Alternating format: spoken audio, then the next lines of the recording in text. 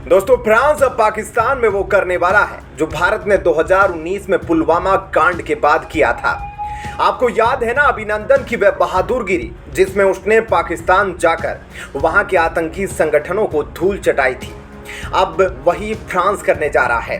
अब आप सोच रहे होंगे कि फ्रांस ऐसा क्यों कर रहा है, तो आपको बता दें कि जो फ्रांस में दंगे हुए थे वह नाहेल कांड से जरूर शुरू हुए थे, लेकिन अब जो इतना बड़ा दंगा हो गया, मतलब काफी बड़े स्तर पर, तो इसका रूट पाकिस्तान से बताया जा रहा है। इसका रूट आईएसआईएस जिसका बेस पाकिस्तान में है, वहां से इसका कनेक्शन बताया जा रहा है। इस पर फ्रांस ने साफ साफ ऐलान किया है कि अगर यह दावा सही होता है कि वहां से लिंक है, तो जांच के बाद डायरेक्ट पाकिस्तान के ऐसे सारे आतंकवादी संगठनों पर वह वार करेगा। क्या ऐसा फ्रांस को करना चाहिए जो भारत ने कदम उठाया था? वैसा कदम फ्रांस को भी उठाना चाहिए या फिर नहीं? आप कमेंट करके जरूर बताइएगा, क्योंकि यह बहुत ही जरूरी है कि पूरी दुनिया से आतंकी संगठन खत्म हो। फ्रांस में जो कुछ हो रहा है, आपको ताज़ा अपडेट्स बता दे तो वहां पर तकरीबन हजारों लोगों को अपनी जान गंवानी पड़ी। तकरीबन 10,000 करोड़ की क्षति फ्रांस सरकार को हुई है। इससे फ्रांस सरकार बौखलाई हुई है। अब पाकिस्तान पर कब धावा बोल दे, यह जांच के बाद पता चल जाएगा। दोस्तों, अगर जांच में सामने आता है कि पाकिस्तान का हाथ है, फिर फ्रांस भारत वाला एक्शन ही अपनाएगा। अब आपको बताते हैं कि भारत में कैसे फ्रांस से 10 गुना ज्यादा बड़ा दंगा हो सकता है, वह हम आपको अब डिटेल में बताते हैं। भारत में भी लगातार अवैध शरणार्थी और प्रवासी बढ़ रहे हैं। शरणार्थी और प्रवासी अगर कानूनी तरीके से भारत आए तो एक बार को समझा जा सकता है, लेकिन भारत में गैर कानूनी तरीके से आए प्रवासियों और शरणार्थियों की संख्या अचानक बढ़ती जा रही है। भारत के कई राज्यों में गैर कानूनी तरीकों से आए बांग्लादेशियों और रोहिंग्याओं की संख्या बढ़ गई है। पहले तो ये सभी लोग पश्चिमी बंगाल और असम तक सीमित रहते थे, लेकिन अब इनकी संख्या उत्तर प्रदेश, दिल्ली, हरियाणा, उत्तराखंड, हिमाचल प्रदेश और यहाँ तक कि श्रीनगर तक भी पहुँच गई है। ये लोग पहले गैर कानूनी तरीके से पश्चिमी बंगाल में आते हैं, इसके बाद नकली इलेक्शन कार्ड और राशन कार्ड बनवाकर पूरे देश में फैल जाते हैं। ऐसे में यह मानना बेवकूफ़ी होगी कि जो फ्रांस में हो रहा है वह भारत में नहीं हो सकता, क्योंकि भारत भी एक टाइम बम के ऊपर बैठा है। कई मीडिया रिपोर्ट में दावा किया गया है कि सीएए और एनआरसी को लेकर दिल्ली और उत्तर प्रदेश में जो दंगे हुए उनमें रोहिंग्या शामिल थे। सबने देखा कि दिल्ली और उत्तर प्रदेश की सड़कों पर कैसे पत्थरबाजी की गई, कैसे धक्का मुक्की की गई। उत्तर प्रदेश के मदरसों पर जब छापा पड़ा तो वहां पर कई रोहिंग्या मिले। इन सब के पास हथियार भी थे। ऐसे में एक्सपर्ट का मानना है कि भारत में गैर कानूनी तरीके से घुसे इन लोगों का वोट बैंक के लिए इस्तेमाल किया जा सकता है। ऐसे में एक्सपर्ट का मानना है कि भारत में गैर कानूनी तरीके से घुसे इन लोगों का वोट बैंक के लिए इस्तेमाल किया जाता है। असम और पश्चिमी बंगाल जैसे राज्यों के कई इलाकों में तो डेमोग्राफी ही बदल गई है। पूर्ण निवासियों से ज़्यादा वहां शरणार्थी और प्रवासी हो गए हैं। अब खतरे का अंदाजा इस बात से लगा सकते हैं कि कुछ साल पहले भारत सरकार ने सभी राज्य सरकारों से कहा कि वह अपने राज्य में रह रहे रोहिंग्याओं के बारे में जानकारी इकट्ठा करें। कई सुरक्षा एजेंसियों का मानना है कि रोहिंग्या और अवैध शरणार्थी नेशनल सिक्योरिटी के लिए खतरा हो सकते हैं, क्योंकि यह हर छोटी बड़ी आपराधिक घटनाओं में शामिल रहते हैं। ऐसे में यह देश के लिए बहुत बड़ा खतरा बन सकते हैं और धीरे धीरे देश में अवैध प्रवासियों की संख्या बढ़ती जा रही है और इनकी पकड़ भारत के हर राज्य में हो रही है। अगर समय रहते कदम ना उठाए गए तो फ्रांस में भारत से भी ज़्यादा तबाही हो सकती है।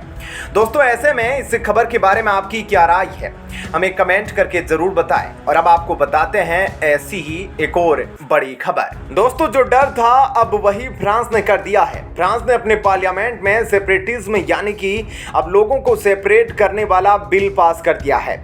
यह बिल सीधे सीधे इस्लाम यानी कि मुस्लिमों को टारगेट करेगा, उन मुस्लिमों पर भी वार करेगा। आपको बता दें कि पहले तो फ्रांस ने सभी धर्मों को अलाउ कर रखा था कि कोई भी फ्रांस में आकर बस सकता है, लेकिन उसे यह उम्मीद नहीं थी कि नाहेल जैसा दंगा कभी होगा फ्रांस में और इतने सारे लोग मारे जाएंगे, हजारों करोड़ों की इमारतों को ध्वस्त कर दिया जाएगा। मुस्लिम समुदाय के द्वारा यह सब कुछ उम्मीद से परे था, लेकिन अब फ्रांस ने रिस्ट्रिक्ट रिस्ट्रिक्शन बिल लागू कर दिया है। यह क्या है यह तो हम आपको आगे डिटेल में बताएंगे, लेकिन आपको एक आंकड़ा बता दें, इसमें पिछले 10 सालों में फ्रांस पर एक के बाद एक कई आतंकी हमले मुस्लिमों द्वारा किए गए हैं। दोस्तों, ये सारे ही हमले इस्लामी कट्टरपंथियों ने किए थे और इस बिल में इसी पर लगाम लगाने की बात की गई है। आपको बता दें कि अभी जो नाहेल कांड हुआ है, जिसके बाद पिछले 7 दिनों से वहां पर दंगे भड़के हुए हैं, इसी को कंट्रोल करने के लिए इस कानून में बहुत कुछ बोला गया है। फ्रांस के प्रधानमंत्री ने साफ साफ कहा कि यह बिल अलगाववादी मुस्लिमों के खिलाफ है जो फ्रांस को बांटने की फिराक में है। नाहेल कांड तो बस एक मुद्दा है, लेकिन मेन मुस्लिमों का जो मकसद है वह है फ्रांस भी एक मुस्लिम राष्ट्र बने, लेकिन वे ऐसा नहीं होने देंगे, क्योंकि बिल के माध्यम से अब मुस्लिमों पर रिस्ट्रिक्शन लगाए जाएंगे। जो सेपरेटिज्म बिल है उसे सेपरेटिज्म बिल में भी यह पास किया गया है और नए मुस्लिमों की एंट्री नहीं मिल सकती फ्रांस में। दोस्तों, आप समझ सकते हैं कि जितने भी मुस्लिम देश हैं अब वे फ्रांस में या तो लेबर बनने के लिए जाते हैं या फिर टूर करने जाते हैं, वे सब बैन हो सकते हैं। अगर वहां फ्रांस में अभी भी मुस्लिम पॉपुलेशन की बात करें तो 2022 के मुताबिक फ्रांस की पूरी जनसंख्या तकरीबन 7.5 करोड़ थी, जिसमें 1 करोड़ केवल मुस्लिम आबादी है, यानी कि 12% तकरीबन मुस्लिम आबादी है। दोस्तों, आप समझ सकते हैं कि मुस्लिम वहां पर कब तख्ता पलट कर दे कोई नहीं जानता। इसलिए अब फ्रांस एक्शन में आ गया है और वहां पर जो मूल नागरिक है, खासकर जो क्रिश्चियन है, उन्हें सिक्योरिटी मिले, इसलिए यह बिल लाया गया है। उधर मुस्लिम लोग जो दंगे कर रहे थे, अब उन पर भी खतरनाक एक्शन लेते हुए नजर आ रहा है फ्रांस। उधर मुस्लिम विरोधी देशों के सैनिकों को भी बुलाना फ्रांस ने शुरू कर दिया है। उसमें भारत और इजराइल जैसे देश भी है, जिसके सैनिक वहां पर पहुंचकर तहलका मचाए हुए हैं। अब लग रहा है कि फ्रांस ने जो कानून बनाए हैं, उन कानून के मुताबिक आगे आने वाले समय में ऐसे आतंकवादी हमले नहीं होंगे।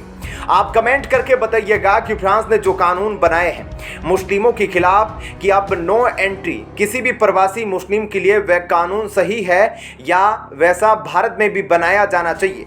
आप कमेंट करके जरूर बताइएगा। और दोस्तों, इन सब कानूनों के अलावा जिस पुलिस वाले ने नाहेल को इस दुनिया से खत्म किया, वह कानून के खिलाफ काम कर रहा था। जिस तरह से वह गाड़ी ड्राइव कर रहा था उसकी वजह से और भी लोगों की जान जा सकती थी। आपको पता है दोस्तों कि अगर रोड पर एक एक्सीडेंट होता है तो उसके पीछे कारण लगातार अगर हाई स्पीड में गाड़ी चलती है तो बहुत सारे एक्सीडेंट हो सकते हैं। और इस वजह से उस पुलिस वाले ने ऐसे एक्सीडेंट को कंट्रोल करने के लिए उसे टपका दिया। लेकिन जिस पुलिस वाले की वजह से यह दंगा हुआ, उसे आपको पता भी नहीं होगा कि कितने करोड़ रुपए डोनेशन में मिले हैं। इसके बारे में आपको थोड़ा सा बता दें, उसे तकरीबन अभी तक 10 करोड़ रुपए डोनेशन के रूप में मिल चुके हैं। डोनेशन वहां के एक ऐप के जरिए मिला है एवं फेसबुक पेज के जरिए भी उस पुलिस वाले को डोनेशन मिला। आप भी ये कमेंट करके बताइएगा कि जो वहां के पुलिस वाले ने उस नाहेल के खिलाफ जो कदम उठाया, उसने सही किया था या फिर उसे नाहेल को खत्म नहीं करना चाहिए था। हालांकि अगर हमारी माने तो उसने ट्रैफिक नियमों का उल्लंघन किया था और पुलिस तो बस उसे रोककर चालान काट रही थी, बल्कि वह माना नहीं और